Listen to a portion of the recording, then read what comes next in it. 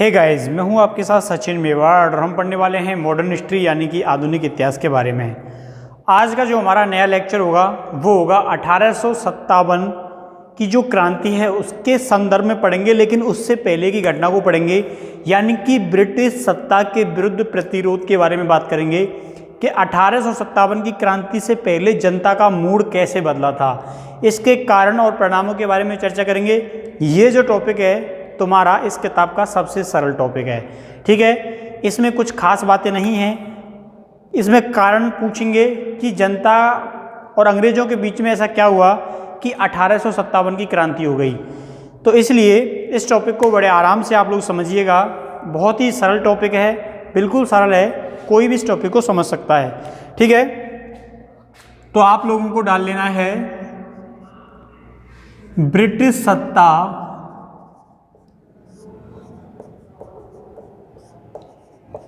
के विरुद्ध प्रतिरोध।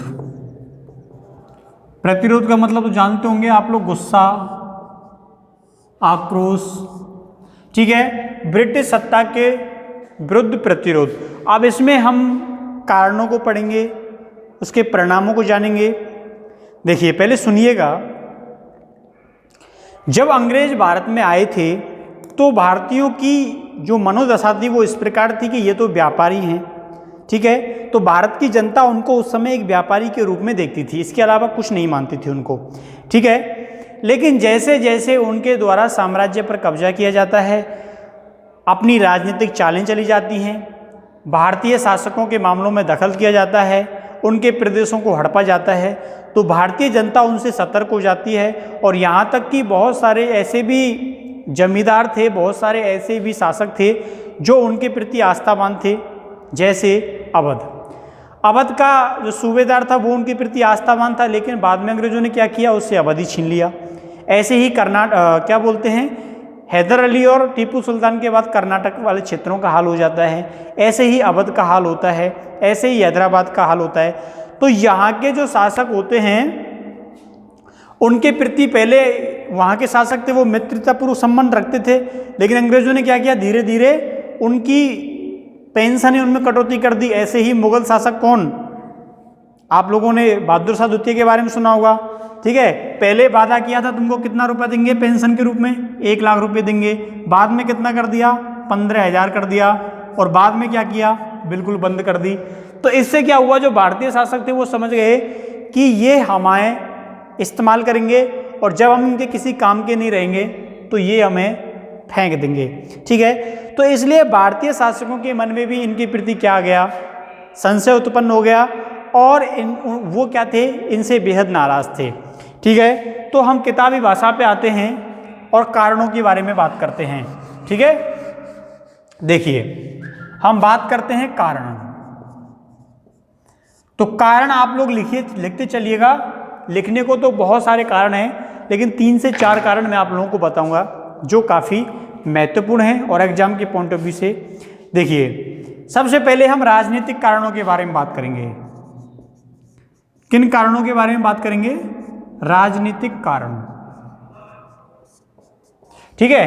अब हमने क्या सोचा है, आप लोग जो वीडियो में जैसे बोर्ड पर, क्योंकि हिस्ट्री में थोड़ा ज़्यादा लिखना पड़ता है, थ्योरी ज़्यादा होती है, तो इसलिए आप लोगों को क्या करना है, इसकी जो PDF उपलब्ध होती है ना, जैसे कि क्या है, जो बच्चे पहले फाइनल ईयर में थे, जिन्होंने क्लास में बैठ के सब कुछ पूरा विवरण लिखा था, तो ऐसे बच्चों के जो नोट्स हैं आप लोगों को क्या करेंगे, टेलीग्राम पर उपलब्ध करा दूंगा मैं आप लोगों को, और आपको टेलीग्राम से वो डाउनलोड करके नोट डाउन कर लेना है, सब ठीक है।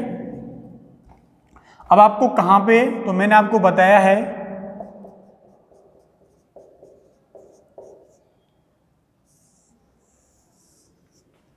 तो टेलीग्राम पे आपको क्या करना है, ये मेरा चैनल है सचिन सर हिस्ट्री, इस पर तुमको मैं PDF है वो भिजवा दिया करूँगा। जो पहले बच्चों ने कर लिया है ना, उनका PDF मैं अपलोड कर दूंगा उनसे लेके, तो तुम लोग इसके आराम से बैठ के नोट्स बना सकते हो। और इस समय जो क्लास चलती है उसमें केवल थ्योरी को समझना है और पढ़ना है, ठीक है। और जो बाकी की PDF है वो मैं यहाँ अपलोड कर दिया करूँगा, ठीक है। समझ में आ गई आप लोगों को बात, चलिए। तो अब देखिए आगे क्या होता है। आगे क्या होता है, राजनीतिक कारणों के बारे में बात कर रहा हूँ। राजनीतिक कारणों में बता रहा था कि ये जो शासक होते हैं ये पहले क्या थे, अंग्रेजों के प्रति आस्थावान थे, लेकिन बाद में धीरे धीरे क्या करते हैं, उनके प्रति इनके मन में संशय उत्पन्न हो जाता है, और जब इनके मन में संशय उत्पन्न हो जाता है तो ये अंग्रेजों से दूरी बनाने लगते हैं। ठीक है, जैसे मैं उदाहरणों के रूप में बात करूं तो किस अवध की, कर्नाटक की, ठीक है, हैदराबाद, और सबसे इंपॉर्टेंट बंगाल। तो ऐसे बहुत सारे उदाहरण आप लोगों को मिल जाएंगे। तो ये वो क्षेत्र थे जो पहले इनके प्रति क्या थे, निष्ठावान थे, लेकिन बाद में इनको ही ब्रिटिश साम्राज्य ने निगल लिया। ठीक है, इसके अलावा राजनीतिक कारणों में ये कारण भी गिने जाते हैं कि अंग्रेज जो थे इनको सम्मान नहीं देते थे। ठीक है, क्या नहीं देते थे, सम्मान नहीं देते थे। कैसे सम्मान नहीं देते थे, आप लोगों को मालूम होना चाहिए कि जो उस समय दिल्ली का जो सुल्तान होता था वो खुद अंग्रेजों के ऊपर क्या हो गया था, आश्रित हो गया था। अंग्रेज उससे बोलते थे, वो अंग्रेजों से जाके बोलता था साहब मुझे इलाहाबाद का क्षेत्र दिला दीजिए, मुझे ये क्षेत्र दिला दीजिए। तो इससे जनता को ये लगने लगा, भारत की जनता को, कि हमारा जो शासक है वो अंग्रेजों के सामने जाके गिड़गिड़ा रहा है, और ये क्या है, हमारी जो प्रतिष्ठा है उसका उल्लंघन है, भारतीयों की प्रतिष्ठा का क्या है, उल्लंघन है। और अंग्रेज उसको बिल्कुल सीरियस नहीं लेते थे। यहाँ तक उसको बोल दिया गया था कि आगरा का जो किला है वो हमें दे दीजिए। ठीक है, तो भारत की जनता अंग्रेजों से नहीं जुड़ी थी, वो किससे जुड़ी थी, अपने सुल्तान से जुड़ी थी। और जब सुल्तान का अपमान हो रहा है तो स्वाभाविक रूप से जनता का भी क्या होता था, अपमान होता था। ठीक है, तो जनता की जो आस्था होती थी उसको क्या पहुंचती थी, चोट पहुंचती थी सीधे सीधे तौर पर। तो ये हो गया एक महत्वपूर्ण राजनीतिक कारण। समझ में आई बात। चलिए अब मैं दूसरे कारण के बारे में बात करता हूं। मैं दूसरे कारण के बारे में बात करता हूं। तो दूसरे कारण में हम लोग लेते हैं आर्थिक कारणों को। ठीक है, कौन से कारणों को लेते हैं, आर्थिक कारणों को लेते हैं। और एक राजनीतिक कारण में ये बात भी बहुत महत्वपूर्ण है कि किसी भविष्यवाणी करने वाले ने ये बोला था कि अंग्रेज जो हैं 100 वर्ष के बाद भारत से चले जाएंगे। कितने वर्ष के बाद, 100 वर्ष के बाद। कैसे, 1757 में कौन सा युद्ध हुआ था, 1757 में प्लासी का युद्ध हुआ। ठीक है, और 100 वर्ष के बाद यानी कि 1857 में कौन सा क्या हुआ, 1857 का विद्रोह हुआ। तो उसने भविष्यवाणी की थी कि 1757 में भविष्यवाणी की थी कि 100 साल के बाद अंग्रेज चले जाएंगे। उसने तो ऐसे ही बोल दिया ऊपर के मन से, उसने कहा 100 साल बाद तो मैं मर जाऊंगा, मुझसे कौन पूछने वाला होगा। ठीक है, लेकिन लोग उसकी बात को सही मान बैठे। और जब 1757 से 1857 में 100 वर्ष पूरे हुए तो लोगों ने अंग्रेज से पूछा भाई कब जा रहे हो, अंग्रेजों ने बोला हम क्यों जाएंगे। तो वो उस भविष्यवाणी को सच समझ बैठे थे। अब उसने तो 100 साल का बोला था, सोचा मैं तो 100 साल बाद मर जाऊंगा, लोग जाने उनका काम जाने। तो 1757 के प्लासी के युद्ध के समय भविष्यवाणी हुई थी और 1857 में क्या हो गया, विद्रोह हो गया। ठीक है, आप एक छोटे बच्चे को ये बोल दो कि नई साल पे तेरे को ड्रेस आएगी, तो छोटा बच्चा क्या करेगा, नई साल के बारे में सोचेगा, नई साल पे ड्रेस आएगी, ड्रेस आएगी। और नई साल पे आपने मना कर दिया ड्रेस नहीं आ रही, तो बच्चा क्या करेगा, विद्रोह कर देगा। ठीक है, रूठ जाएगा। तो यही भारत की जनता का हाल हुआ था उस समय। तो ये भी क्या है, एक लॉजिक माना जाता है, एक कारण माना जाता है। चलिए आगे देखते हैं। अब हम आगे आर्थिक कारणों के बारे में बात करता हूं। मैं आर्थिक कारण आपको बताता हूं कि कुछ आर्थिक कारण क्या हुए। देखिए, आर्थिक कारण ये हुए कि उस समय भारत की जो ज़्यादातर जनता थी वो गरीब थी, आज भी गरीब ही है।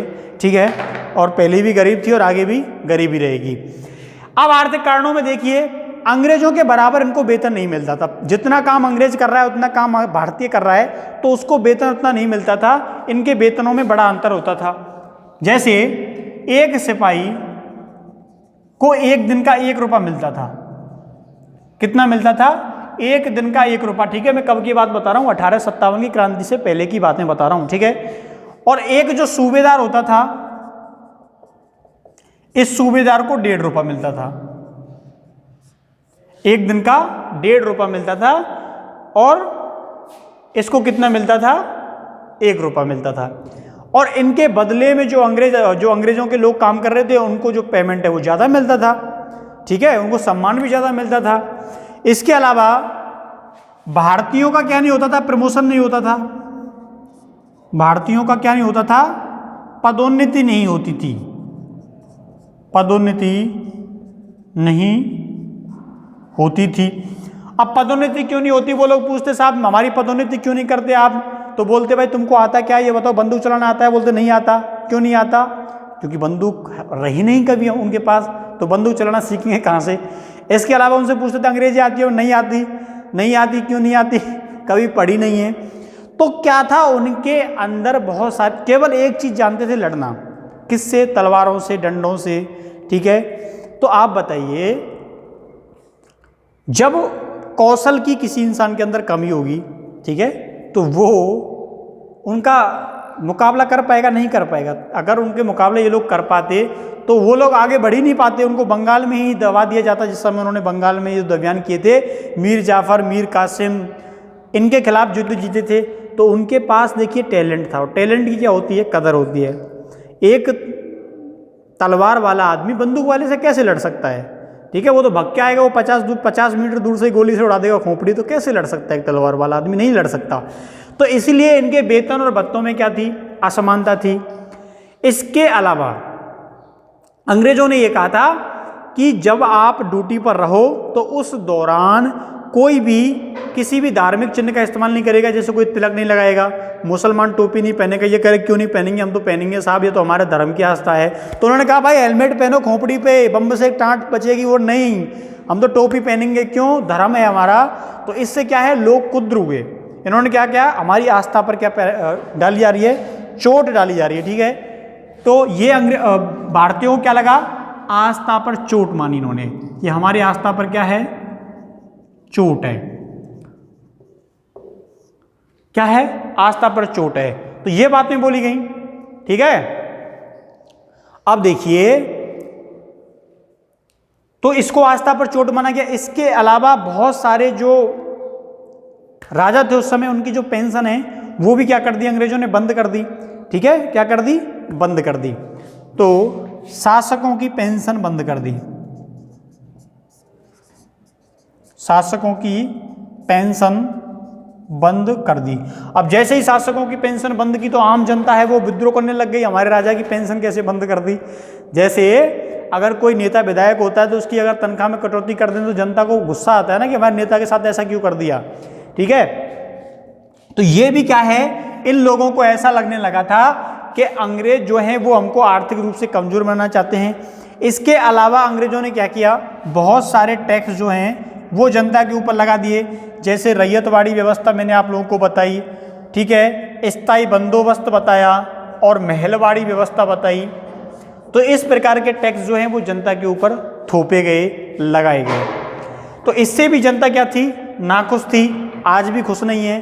कृषि बिल लाया गया है, जनता आज भी परेशान है, उस समय भी खुश नहीं थी, ठीक है, और आगे भी खुश नहीं होगी। तो ये उस समय के क्या कारण माने जाते हैं, आर्थिक कारण माने जाते हैं, पैसे से संबंध परेशानी मानी जाती है। आई बात समझ में? चलिए, तो ये आर्थिक कारणों में शामिल किए जाते हैं। अब देखिए मैं बताऊंगा आपको सामाजिक कारण। सामाजिक कारण क्या क्या हैं।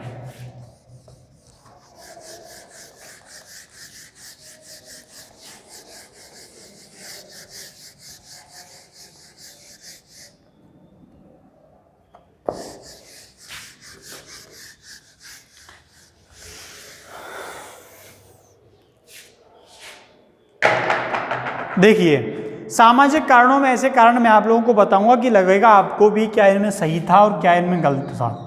सामाजिक कारण, देखिए सामाजिक कारणों में ये कारण थे कि अंग्रेजों के द्वारा कुछ चीज़ों पर रोक टोक लगा दी गई। जैसे भाई सती प्रथा आप लोग नहीं करोगे, आप जो है सती, किसी अगर कोई लड़की मर जाती है, उसका हस्बैंड मर जाता है तो उस लड़की को नहीं जलाया जा सकता। अब ये बात आपको तो अच्छी लग रही है, क्यों? क्योंकि मैं 2020 में ये बात आपको बता रहा हूँ। लेकिन उस समय 1857 से पहले, यानी कि 18वीं शताब्दी में पहले, जब आप लोगों को मालूम होना चाहिए कि जब इन चीज़ों का विरोध शुरू किया जाता है तो उस समय क्या होता है, ये चीज़ें भारतीय समाज को बुरी लगती हैं कि नहीं नहीं, ये तो हिंदू संस्कृति में क्या है, दखलंदाजी है।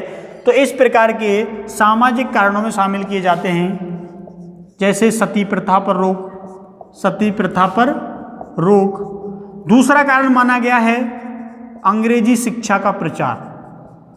अंग्रेजी शिक्षा का प्रचार, अंग्रेज भारत में अंग्रेजी स्कूल लेके आए, अंग्रेजी स्कूल स्थापित किए, मेयो कॉलेज अजमेर में स्थापित कर दिया। तो भारतीयों ने विरोध किया, देखो देखो ये क्या कर रहे हैं। पाश्चात्य संस्कृति का प्रचार कर रहे हैं। उस समय फ्री में इंग्लिश मीडियम स्कूलों में ये लोग पढ़ाते थे, तो भारतीय लोग अपने बच्चों को नहीं भेजते कि ईसाई बना देंगे, और आज ज़बरदस्ती इंग्लिश मीडियम स्कूलों में बच्चों की एडमिशन करा रहे हैं। ठीक है, तो इन्होंने ये काम 200 साल पहले करना चाहा, लेकिन उस समय भारतीय जनता विरोध करती थी, और आज ज़बरदस्ती अपने बच्चों को इंग्लिश मीडियम में भेज रही है। तो अंग्रेजी शिक्षा का क्या किया इन्होंने, प्रचार किया, जिससे भारतीयों को ये लगा कि ये जो हैं वो हमारे बच्चों को पाश्चात्य संस्कृति का बनाना चाहते हैं, ईसाई बनाना चाहते हैं। ठीक है, और सामाजिक कारणों में क्या माना गया, ईसाई धर्म का प्रचार। किसका, ईसाई धर्म का प्रचार। ठीक है, इनके द्वारा ईसाई धर्म का क्या किया गया, प्रचार किया गया। इसके अलावा यहाँ तक बोला गया था कि अगर कोई भी व्यक्ति ईसाई धर्म स्वीकार कर लेगा तो उसकी जो पैतृक संपत्ति है उसको जब्त नहीं किया जाएगा, पिता के बाद वो संपत्ति पुत्र को मिलेगी, पुत्र के बाद उसके पुत्र को मिलेगी। तो ये भी बात बताई थी, ईसाई बनने पर पैतृक संपत्ति जब्त नहीं होगी, पैतृक संपत्ति जब्त नहीं होगी। ठीक है, तो ये भी काफ़ी अच्छा पॉइंट था। इसके अलावा उन्होंने हिंदू धर्म के बहुत सारे विधि विधानों में क्या किया, दखलंदाजी की। इससे भारतीय समाज जो था वो क्या था, नाखुश था, और उन्होंने क्या है, विद्रोह का रास्ता अपना लिया। इसके अलावा जो भी सेना होती थी उसमें ज़्यादातर उच्च जातियों के लोग होते थे, ब्राह्मण होते थे, जाट होते थे, ठाकुर होते थे। तो वो क्या करते थे, वो ज़्यादा धर्म को मानते थे, उनको किसी चीज़ के मना करते अंग्रेज लोग, तो वो कहते थे कि तुम हमारे धर्म के बारे में क्या कर रहे हो, दखलंदाजी कर रहे हो। तो इससे उन दोनों के बीच में क्या होता, टकराव की स्थिति पैदा हो जाती। अब देखिए, तो ये सारे कारण क्या माने गए, सामाजिक कारण माने गए। ठीक है, चलिए अब सामाजिक कारण हो गए, अब मैं आप लोगों को धार्मिक कारण बताता हूं। कौन से कारण, धार्मिक कारण। अब बताओ सब धार्मिक कारण कैसे होते हैं।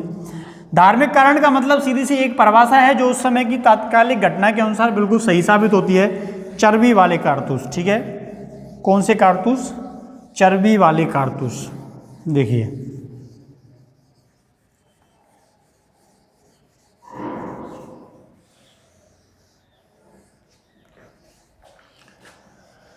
चर्बी वाले कारतूस, यानी कि हम बात कर रहे हैं धार्मिक कारणों की।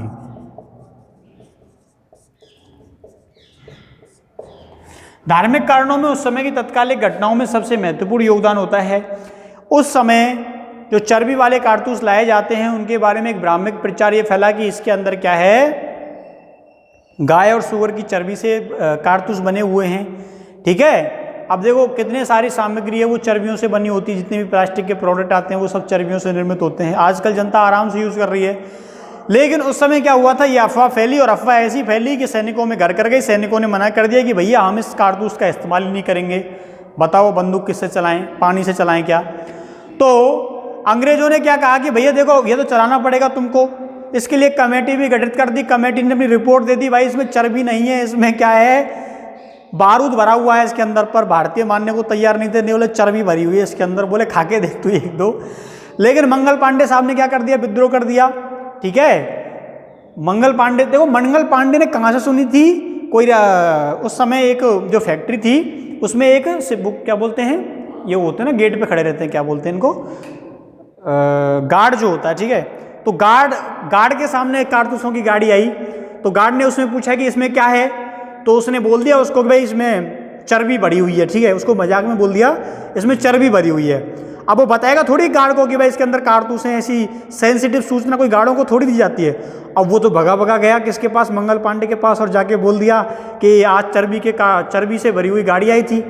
तो मंगल पांडे ने कहा नहीं उसमें तो कारतूस थे, हाँ चर्बी वाले कारतूस ही तो थे उसके अंदर। तो सैनिकों ने क्या किया, विद्रोह कर दिया। तो उस समय अंग्रेज अधिकारियों ने कहा भाई देखो जांच करा लो तुम, जिससे तुम्हें जांच करानी है, हमने एक कमेटी गठित कर दी है, और ये क्या है, इनके ऊपर जो है वो क्या है, कठोर परत होती है ताकि बारूद बाहर ना निकले। तो भारतीयों के मन में ये बात बैठ गई चर्बी वाले कारतूस हैं और हम इनका इस्तेमाल नहीं करेंगे। अब इससे क्या हुई, बड़ी समस्या पैदा हो गई, कई अंग्रेज अधिकारियों को मार दिया गया। बाद में फिर मंगल पांडे को अरेस्ट कर लिया जाता है और उनको भी क्या दे दी जाती है, फांसी दे दी जाती है। तो ये उस समय की सबसे मुख्य घटना बनी थी, चर्बी वाले कारतूस। आज भी काफ़ी फेमस है, ठीक है, चर्बी वाले कारतूस। तो ये चर्बी वाले कारतूस की जो घटना है उस समय सबसे तत्कालिक कारण बनती है 1857 के विद्रोह में शामिल होने के लिए। समझ में आई आप लोगों को धार्मिक स्थिति। इसके अलावा बहुत सारे मुसलमान सेना में शामिल थे, उनको आदेश दिया कि देखो भाई आपको एक सैनिक के रूप में रहना है जैसे एक सैनिक रहता है। तो इन्होंने कहा नहीं, हम लोग तो दाढ़ी रखेंगे, टोपी पहनेंगे, सब कुछ करेंगे। तो इससे क्या हुआ, दोनों के मतभेदों में टकराव हुआ। हिंदुओं के मतभेद, जो हिंदू थे मुस्लिम थे, इनके बीच में भी क्या हुआ, टकराव हुआ। आज अंग्रेज नहीं है तो भी टकरा रहे हैं, ठीक है।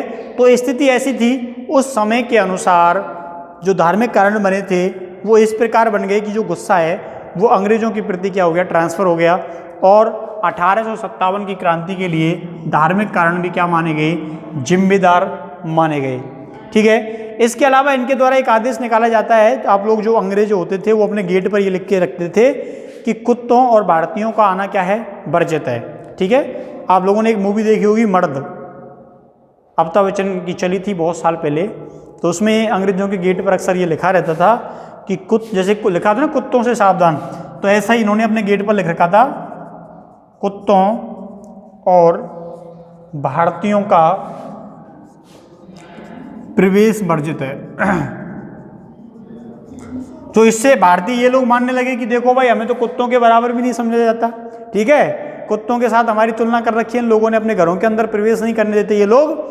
तो इससे भी क्या है, उनका जो भावनाएं वो क्या होती हैं, हार्ट होती हैं। इसके पीछे एक लॉजिक और लग जाता है कि उस समय जो क्रिमिनिया था उसके पीछे विवाद चल रहा था इंग्लैंड और इसको लेकर। तो रूस आक्रमण करने वाला था, तो भारतीयों के पास सूचना आ गई कि रूस आक्रमण करने वाला है अंग्रेजों के ऊपर।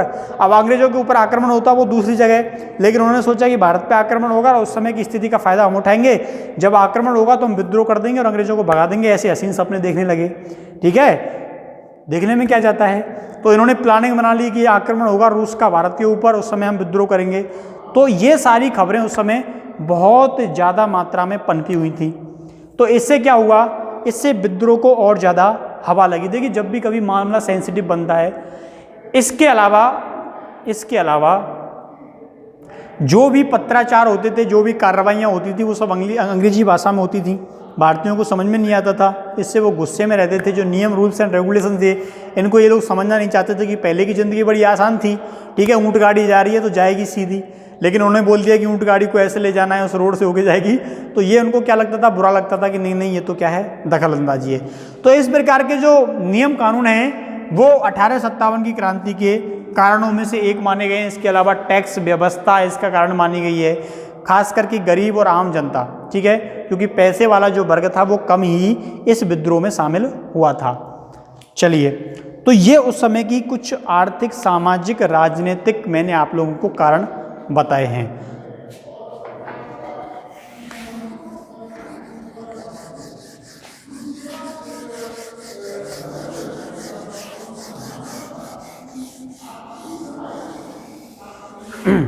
ठीक है, समझ में आ गई आप लोगों को बात।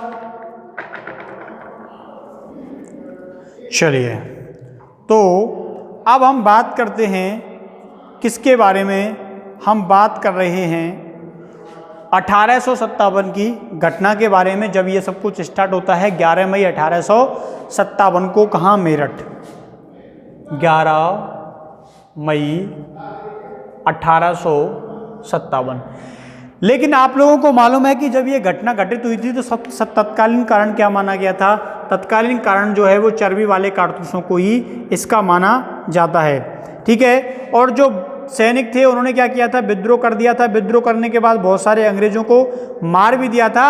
और इसके अलावा तात्या टोपे जैसे लोग थे वो विद्रोह के नेतृत्व के लिए आगे आ गए थे और इन्होंने क्या किया था, दिल्ली के ओर रुख करने का फैसला किया था।